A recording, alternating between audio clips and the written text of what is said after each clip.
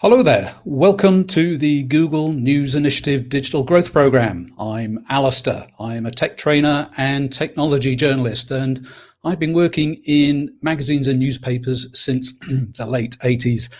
I'm going to be your guide for the next 35 minutes or so as we crack through this live Google webinar. Now, you may notice that there is a live chat window on this page where my colleague Louise will be responding to your questions, posting links to useful online tools and resources, and generally keeping me in check for time. So do please feel free to ask questions in the chat, and what we'll do is at the end we'll have a live Q&A before wrapping up. So we're talking a maximum of say 40 minutes for the whole session. So, well, let's get going. Now, this webinar focuses on understanding your data. It's part of the data management workshop. Now, here's a drone's eye view of the full program. The data management workshop is the orange panel in the middle, and understanding your data is right at the top. It's the first of these. And other modules in the program explore, beyond data, we explore new ways of building digital publishing business strategy, developing and engaging a digital audience, earning revenue from ads, earning revenue from readers. So you can see there are other things, and I do hope we can see you at those others if you haven't already been in those so far. Now, first, let me be clear about what we're going to cover in this training. We are not going to tell you what to do or how to run your publishing business.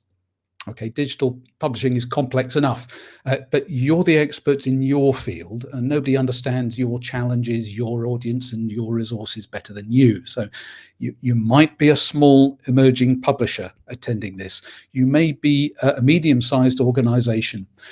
On these sessions, we've had even large established publishers signed up, and they are looking to fill gaps in their publishing digital publishing strategy. So our plan here is to show you options, case studies, tasks, share further resources.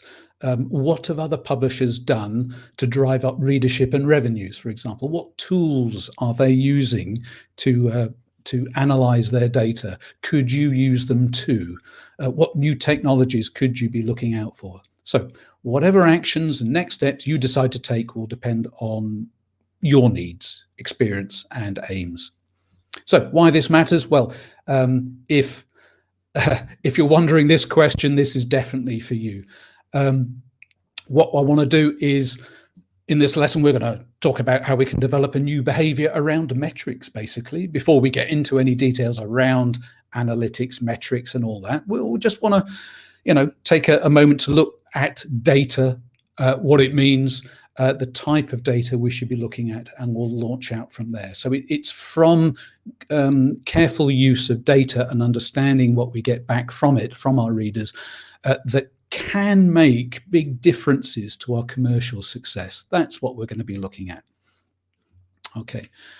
So the focus of our agenda today, we have 3 points to this. The first one is, we shall just take a very quick and fundamental look at analytics in general, but then quickly I want to do more of a deeper dive into which analytics, which metrics actually matter.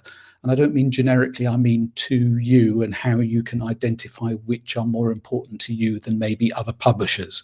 So make it more personal. And then towards the end, we'll have a quick look at this concept of data maturity, and ways that we can establish how far we are as publishers in the digital realm down that journey towards data nirvana.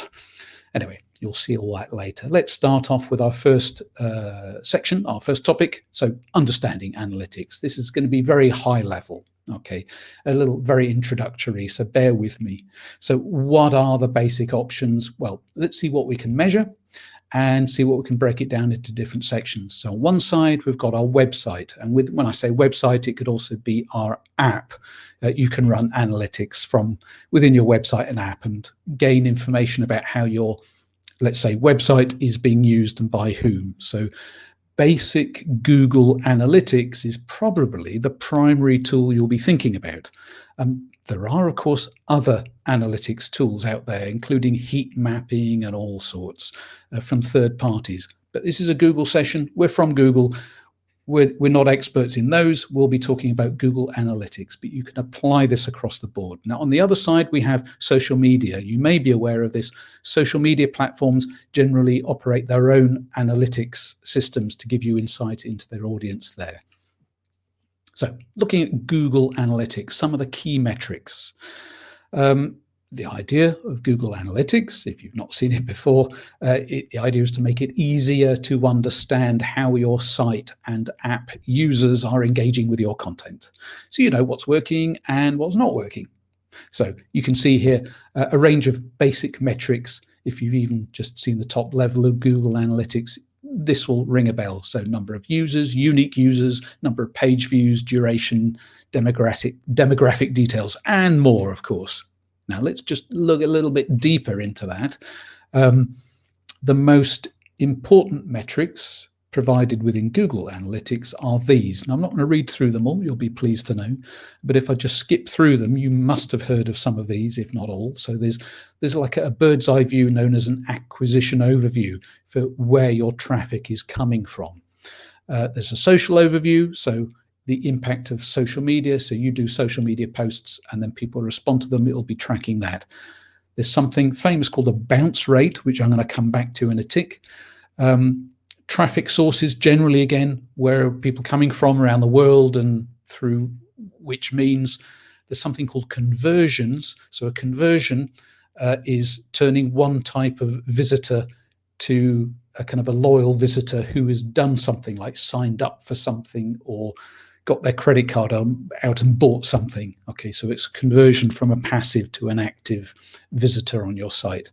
There's something called behaviour flow. There's something called exit pages. Literally, what's the last page that people looked at before they left the website? Okay, it tells you something about, you know, was it a call to action that sent them off the website, or was it something else?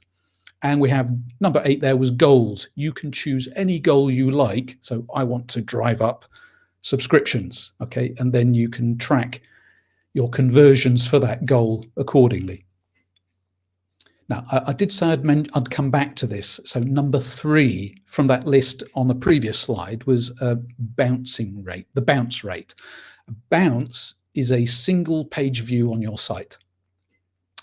It means somebody's visited your site and only engaged with one page before leaving again. So it's generally considered a bad thing. But is it? Well, it depends upon what you gauge is successful, or not just on your site generally, but on any particular page. If the bounce rate is on a content page that you have ads on, maybe they're clicking on the ads, and obviously that takes them to a different site. That's a bounce. Well, that's a good thing. They've clicked on an ad. Maybe if you have a high bounce rate on a home page and your home page doesn't have many ads, but it has, your homepage is supposed to be your kind of springboard to the rest of the site. If that has a high bounce rate, then that would indicate a problem. Anyway, so what we're after is not just looking at the numbers and going, oh, this is good, this is bad. We want to, what we really want is to get some insight into whether the figures, what the figures actually mean, or whether they're good or bad for us and our goals. So analytics do give you this amazing ability to track data. But while 80% of the time is spent collecting the data, apparently they've measured this. They reckon only like a good 95% of the data just goes unanalyzed because we're not personalizing or customizing what metrics are being sent back to us. If only there was some way that we could get something that could interpret the data for us and so on. Well, here we go. So you can customize your something like Google Analytics. It's probably the first step we would, recommend you consider doing. So you can, find out the information you really need and bring that to the fore. Take in at a glance. Create some custom reports and dashboards that show you what's really going on your site, but the stuff that matters to you rather than generically. Now, the best way to get out of this, way to get the best out of this, is to kind of use all your skills as a publisher to set your own key performance indicators. Now, to help you along that, to get started at least, there's something called the Google Analytics Solutions Gallery. This contains in-product solutions such as dashboards, custom reports, segments, and so on that helps deepen your use of Google Analytics and accelerates your learning curve. That's the idea. So whether you're a complete newbie to this or an analytics guru, they will either help you in or save time, helping you can learn more about the data that's being presented to you through the power of Google Analytics. Now, just to give you a hint, the Solutions Gallery here includes almost 3,000 goals that you can choose from to bring onto that dashboard. So the chances are that you will find something helpful in there, and I thoroughly recommend you give it a look once you start exploring Google Analytics. Anyway, that would then lead us on to our second topic of this session, which are those metrics that matter. You have this wealth of data at your fingertips with digital, but well, there's a difference, isn't there, between having the data and finding insight in the data. Well, here's the kind of problem we're facing. Each publisher is going to have different goals and requirements and different types of reader and different types of publication and so on. Anyway, here you can see just thrown up on screen here, nice bar chart.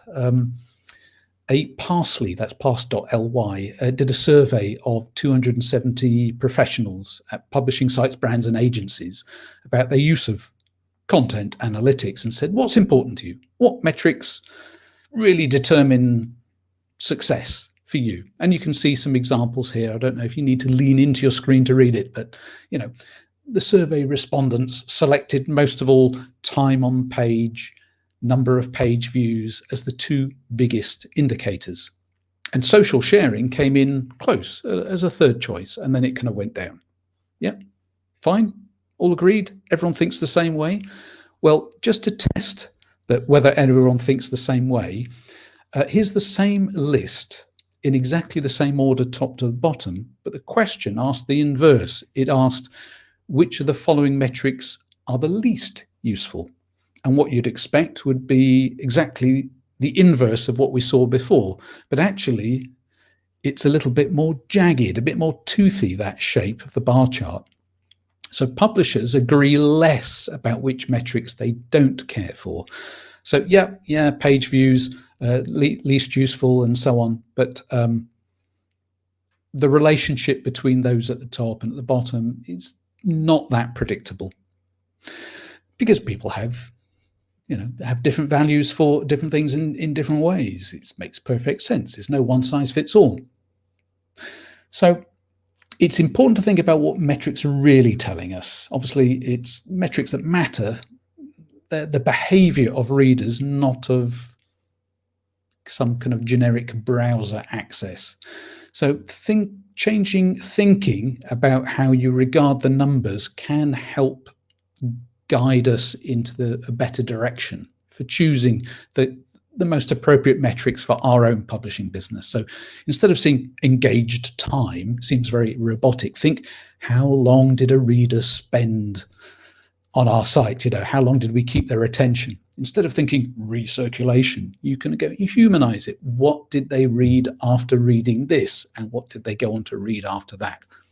And number of page views, it sounds very bland, but it's how much of the content did they read? And can we find out why and what it was? Now, to help us build our own custom goals and track those and track conversions from casual to loyal readers, we can use something called the News Tagging Guide. It's a free tool for generating tags that we can then insert into our code, our web code, that then we can set as a goal within Google Analytics and check its performance. So you would identify key metrics that you want to capture from your readers. Then this would hopefully simplify Google Analytics technical implementation. So it's really just, you go, right, I want to do this, I want to track this, creates a tag, you copy it, paste it into your code. It shouldn't be more difficult than that.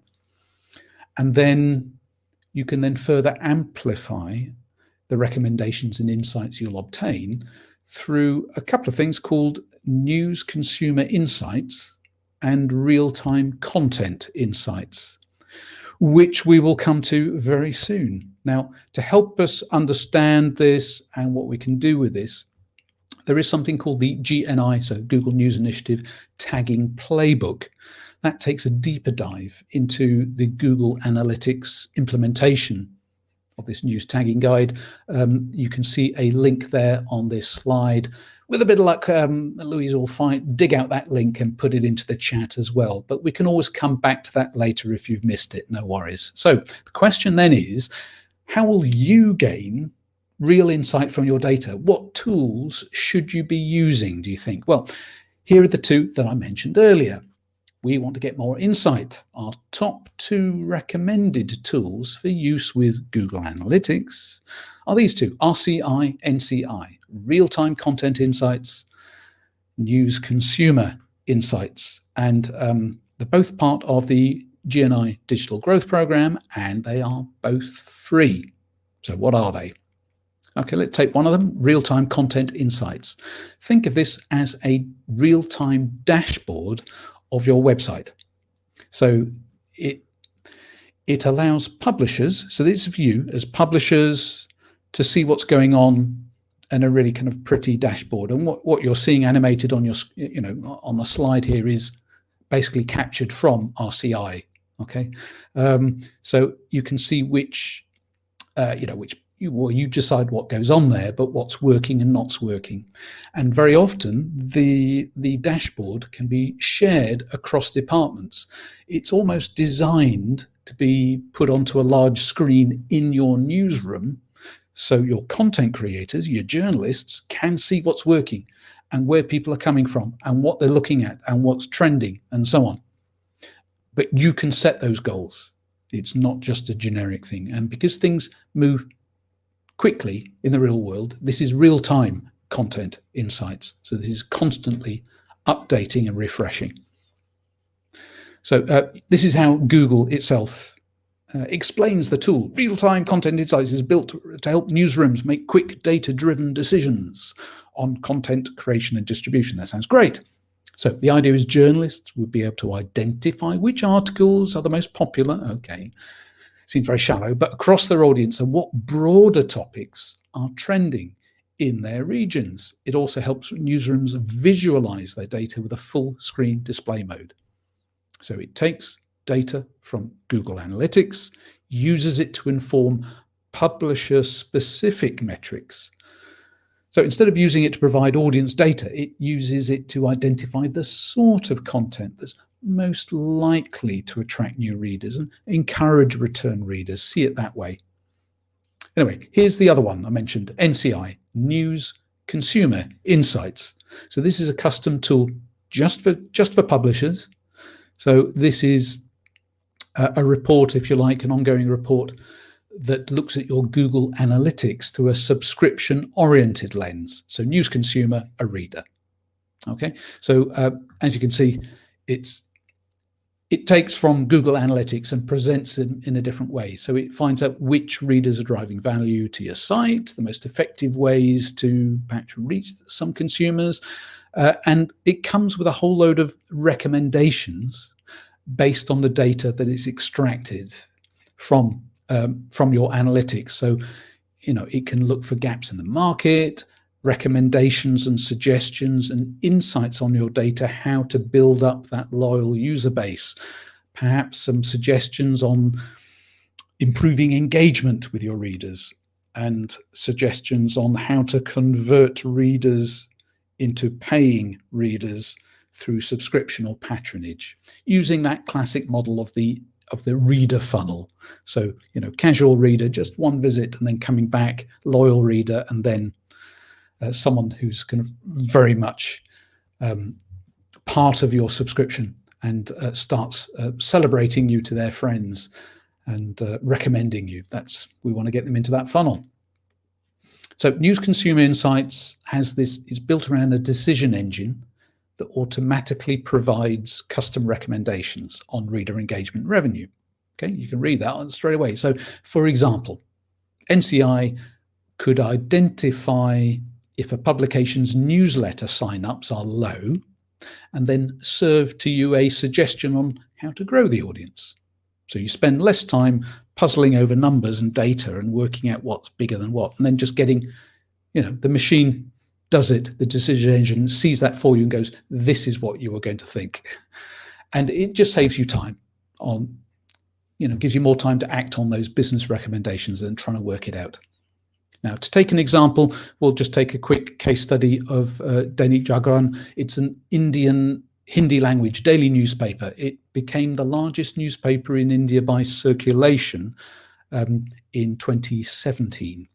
Now, it used NCI and RCI to boost engagement strategy during India's 2019 general election. So it took a data-led approach to try and encourage, bring more readers in and build that loyalty. And they found using or interpreting their own data through NCI and RCI, acting on some of the recommendations they thought were appropriate, they did see benefits there. They saw, as you can see, 145% higher average session duration, so they stayed longer, and a 92% higher pages per session, which then eventually brings us to this third topic, which is data maturity. What is data maturity? What's it got to do with us? Well, let's find out. Data maturity, there you go. It's a measure of an organization's ability to create value through digital. Okay, what does that mean? So it's always in the press. It's often talked about, but it's generally felt that businesses with high levels of data maturity have a competitive advantage. So, and even more than ever over the past year or so, those who had a mature digital culture within their organizations were able to not just survive, but kind of do rather well over the past year, rather than struggling to get on board and reach people because they were locked in at home and so on. So it's an example. So, and also using the data to better understand the customers, not just how many and where they live, but what their interests are, what they like, and just as important, if not more, what they don't like and what they would like to see.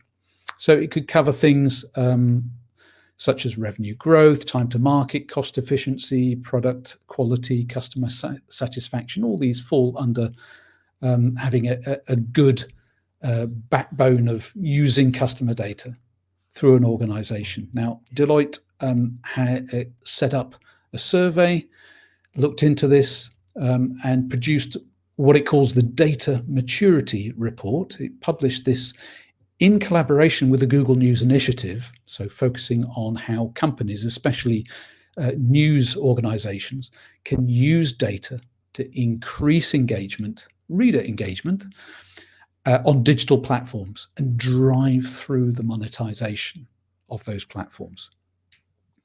So what are the stages of data maturity? How mature am I? So the Deloitte report kind of picks 4 states on that journey, okay, before you get into 5th gear at the end. Okay, so from left to right. So the survey observed 4 maturity levels. So you've got the nascent, so organizations have got the basic tools, but maybe there's a bigger cultural challenge to truly embracing kind of data-supported decision-making. Then, of course, you get developing is the next stage. They are driving value from data in some parts of the business. Leadership recognize the importance of it, but maybe it's not altogether clear what the next steps are. Now, a mature organization is where data helps inform decision-making across the whole business or much of the business.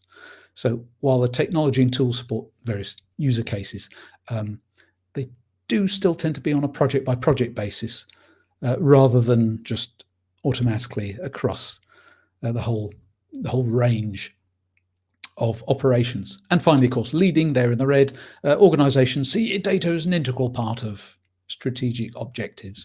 So it's quite straightforward. Okay, so we've got 4 stages. I wonder which one we're in. Well, we'll find out later. But what are other news organizations and publishers doing that perhaps we could do? Well, let's have a look at a few examples. So here we have AFP data. So AFP data is it's a, as you can see here, it's a new data-driven editorial ecosystem. So the idea is Agence France-Presse has built this system to harness the data that it's gathering to then partially automatically generate content and monetize it. So it aims to stimulate journalism within the organization and its clients' newsrooms by using the data to produce original, reliable, selected, indexed data sets to those internally and to its customers. So it has 3 components. If you're interested, it creates original data sets with high editorial added value. It makes them structured, indexed, editorially useful, so generated by themselves or partner sources or open data sources, and makes them available across the board. And it uses the data within those data sets to automatically or semi-automatically produce live news content where necessary. So it's embracing the data. It's not everything it does, it's just one important element. Now, staying in France, the daily paper Le Parisien, it has its own data hub. So it gathers live and geolocalized data available within the Paris region, and uses that data to keep, it's a regional paper essentially, but keep everyone within that region informed. So it has a dedicated dashboard, little mobile widgets and so on, using in different publication methods, different distribution methods. The idea is to kind of share all this data, decision-making services that readers can get their hands on. So it's seen as extra value by readers. Now, here's the problem where data and digital publishers struggle. Okay, so the Deloitte research found that there was a significant disparity, as they called it, in data maturity around the world. Now, news and media companies were having problems, applying insights, drawing insights from their data to better understand and communicate with their readers. And they found that the survey found only 9% of the news and media companies that took part in the study could be defined as leading, the highest maturity level. So the suggestion then is that means 91% is possibly where we fall. Anyway, the report doesn't stop there. It comes with recommendations suggesting a path forward for publishers, structuring the complex topic of data maturity into a set of core business areas with suggested actionable recommendations, ways we can improve. So it identified that if it sounds great, what can we get from this by being data mature, a leading player in data maturity? It was found that those who were identified as being leading, so best in class, data mature news and media companies, their benefits were they saw conversions 30% higher on the others, subscriptions 20% higher than the others. And they were able to quickly, nimbly build entirely new revenue streams, not based on just ads and straightforward subscription revenue, but other things, classifieds, holding events, gaming, e-commerce, across the board. Instead of having to build those from scratch, having already embraced digital and and so on, they were able to build other products, associated products, and start driving revenue from that through just a better understanding of what readers are likely to buy. So the question is, okay, coming back to this, do we know our data maturity? How can we find out where we stand? Well, you can use the data maturity benchmark. It's a diagnostic tool based on Google study with Deloitte on how news and media organizations leverage their data to drive engagement and monetization across digital properties. So a link to this should be appearing in the chat window as I speak. Louise will be going to find that now. You can run the benchmark, answer a few questions, find out where your organization sits on that data maturity scale. Then you have an idea of where to go next. And then you can see if there are recommendations to take you further down that roadmap. So once you know where you are, you want to know how to kind of get to the end of the road. So Google and Deloitte have devised a path forward. And it's just a set of recommendations. You can take them or not take them. And they may be appropriate or deemed inappropriate, but you'll have to have a look at them to make that decision. So there are 9 core business areas. I'm not going to go through them now, but you can see them on the slide. With actionable recommendations on ways to improve in each area. So with these kind of more solid foundations in place, you've got a platform to move on from, drive audience engagement, hopefully, ultimately, improve business performance. Anyway, the study and playbook are there to download. It's free. Now, just looking at a couple of examples of how this is put. So Jyske Media, Denmark's second largest media group, has 70, I think, local newspapers thereabouts. It produces thousands of local stories, thousands of auto-generated stories as well at their disposal each month. So most of these hyper-local stories that they're publishing are only highly relevant to a very small group of people in a small local community and completely uninteresting for everyone else. But that's why it's crucial that using data, they're able to work out that they can identify who wants to read what kind of content. So the right content's going to the right audience, regardless of the platform. Die Welt, so German national daily broadsheet, has one of the most comprehensive and holistic digital approaches, as they say in the media industry. It has an integrated newsroom and helps it step away from the usual silos of content to create a range of content. So videos, blogs, social, connect with a wider audience across lots of channels. But they're able to focus on detailed analysis of their readers' habits. So they're able to quickly adapt its website to the needs of, say, increasing numbers of mobile users, making their videos load faster on mobile platform, for example. Here's another one. Prisa is one of the world's leading Spanish and Portuguese language media groups in creation and distribution of content in culture, education, news, information, entertainment, those sort of things. So it also built a scalable, high-performance analytics platform using BigQuery to gain better insight into its customer base, improve its media products, including, of course, the major Spanish newspaper El País. So it was able to deliver reports 27% faster through Google Data Studio and other bits I'm not going to bother you with now, but it's that embracement of digital. So here's a quick summary of the kind of tools and services that are available. So within Google Analytics, yeah, sure, but we've got Google Cloud. So it's part of a suite of cloud computing platforms that runs on the same infrastructure as search, Gmail, YouTube, and so on. You've got Google Analytics itself, so web analytics service. You have Google Analytics 360, which is the enterprise level. So you get more tools, more advanced tools, and so on. There's, of course, the ones we mentioned: news, consumer insights, real-time content insights as part of the Google News Initiative to get better recommendations and insight on the data you're collecting.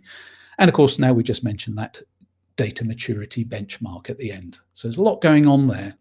So what did we look at in this session? Just to quickly summarize, we started with a very gentle introduction to, oh yeah, analytics. I know about that. What's that about? And then we moved on to pulling out what metrics matter to us rather than just looking at the mass of them. And we introduced NCI, RCI, and also the news tagging guide. You remember that? For setting your own performance goals, benchmark goals. And then we finished off by looking at aspects of data maturity and trying to work out where we are and what we can do to push ourselves along that journey. So we've come to the end here. Do we have time? I think we have just enough time to see if there are any questions. So I'm just going to have a look down, see what Louise has posted for me. So one of the questions from Maria was asking, is news tagging guide similar to Google event tracking?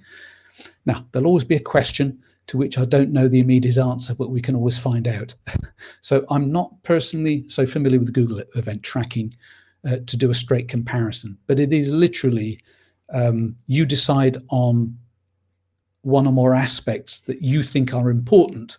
So a goal that you would like to see to extract from your data. Produce code, a tag, copy, paste into your code, and then have Google Analytics track it and bring it to the fore. So the information is there. It's not just hidden down in the depths. It's just a way of you customizing what it is you want to see at that top level.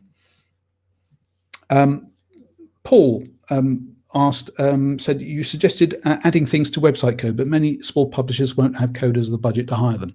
Okay, so they'll be using publishing platforms like WordPress or Squarespace, using templates. Yes, but even within those, you have access to the code. This is the whole point of having code that can be copied and pasted. So anyone with the right access to those publishing platforms can show the code, paste in code in exactly the same way that you might, enter anything into a header or enter an iframe code or something like that, that you still have access to that one way or another.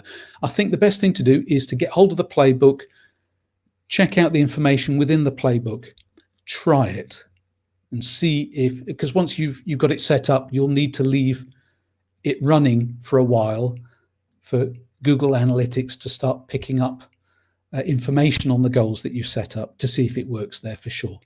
Try it and see is what I recommend. Anyway, there's nothing else urgent there for the moment, which is good. I will say that if you have further questions, there is a way of asking them more directly and discussing it, but I'll come to that in a tick. Just for the moment, what I am going to do is just pop here just to remind you what we've done and where we're going next. So we're in the orange panel in the middle, data management. And after this session, we have another session on data management, data-driven content. But all of these things connect together. So within the audience development workshop that we've already run, there were some relevant sections on creating content. In the advertising revenue workshop that we have coming up soon this week, we're going to be looking at establishing advertising strategies. So I do hope you either attended or have booked yourself onto those sessions because they're really worth attending to find out more. Beyond that, here's what I was going to mention. Later on today, just before lunch, we're holding a round table that will cover data management and the issues that we raised in this session and the session that immediately follows this one. This will be a Google Meet where we can talk face-to-face, rather than me just speaking to you. And, we can share stories. You can ask questions directly. I can take notes and try and find answers for you if I can. But it's more of, as it says, a round table. So I do hope to see you there. Otherwise, the Google News Initiative operates a whole gigantic area of its site called Labs. There you'll find more information, playbooks, videos, tutorials, resources and tools. So do check out the link for our labs, our GNI Digital Growth Labs. And lastly, but not leastly, you will be seeing a link appearing in our chat very soon, asking you to give us your feedback on this session. So please, I know everyone's asking you to fill out a survey. Honestly, this is a Google form. It'll be quick. Please do spend a couple of moments whizzing through that. We'll be ever so grateful. Your feedback is genuinely important to us. It's the only way we can evolve and improve our support as well as these sessions generally. So the link is right there. Otherwise, look, thank you very much for your time today. We've hit that 40-minute mark, which is spot on. So good, you can have a break now. Thanks for joining us, and I look forward to seeing you very soon.